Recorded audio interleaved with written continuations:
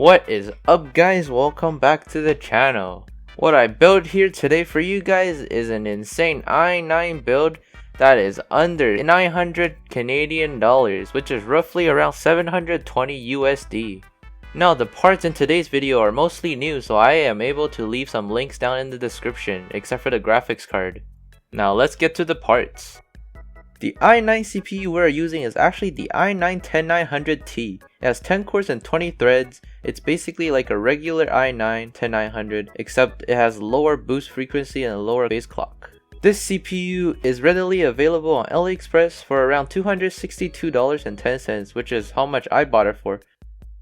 Now for the motherboard, I actually got this Asus Prime H410ME for $106.39. Since we are using an i9-10900T, it uses a lot less power than the regular i9, so this motherboard should be able to handle it perfectly fine. Oh, and another thing, be careful what motherboard you choose, because with this motherboard I was able to bump the base frequency higher so I could get better results in gaming and benchmarks. But with my friend, they bought an ASRock motherboard which did not have any of the features that this motherboard had. Now for the RAM sticks, this is actually the other two sticks I was talking about in my all AMD PC build, which I got for $55, which is clocked at 2133 MHz at CL13. I was able to overclock this kit of RAM to 2933, which is the highest frequency the CPU supports. Now to cool the CPU, this is actually the most unnecessary thing I bought, which was the CryoBorg A40 all-in-one liquid cooler that I got on sale at Canada Computers for $27.86. The only reason I'm using this cooler is because it's an i9 PC that I'm gonna flip later on. Now before I continue the video, please give this video a thumbs up and subscribe to the channel, because if you do that, you're cool. Now for the boot drive, I actually got this 120GB Intel 540S SSD for $20 off Facebook Marketplace. This is actually a really quality SSD, and since I'm building an i9 PC, I decided to go with an Intel SSD. Like in all my other videos, 120GB should be good enough for Windows 10, a couple of softwares, and a couple of esports titles. Now for the main storage, I'm using my last 2TB hard drive that I got for $20.25. 2TB should be good enough for you to store many games. Now, the graphics card that made this whole build possible is the GTX 980 Founders Edition. I was able to get this card for only $250. I think $250 is a pretty good price for a GTX 980 in 2021.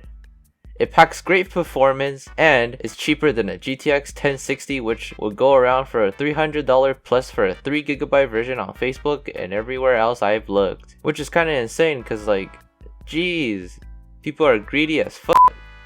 Now for the power supply, since the i9-10900T uses a lot less power than the regular version, a 550 watt should be more than enough to handle the CPU and GPU. I was able to grab this power supply for $40 brand new.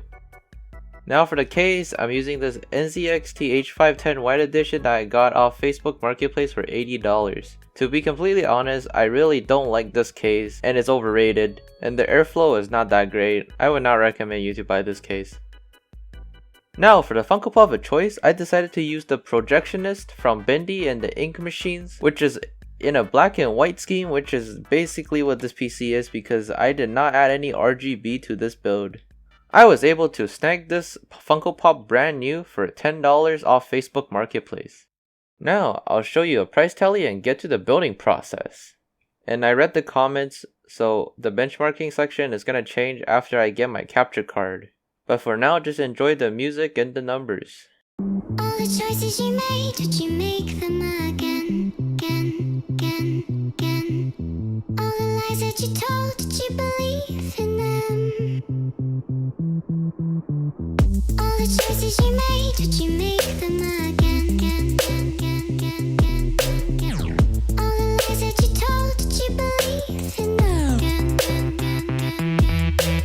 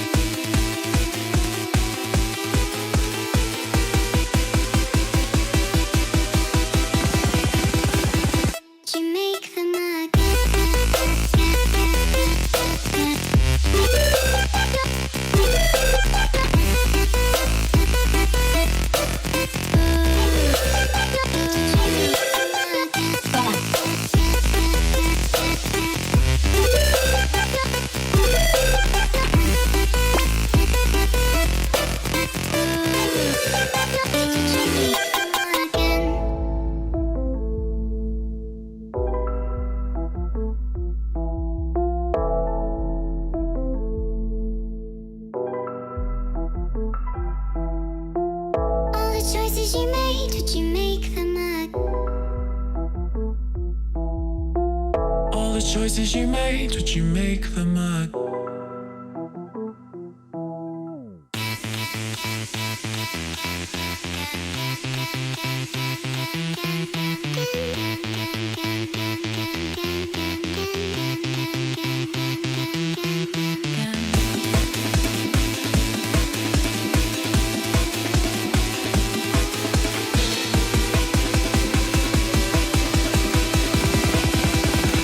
did you make them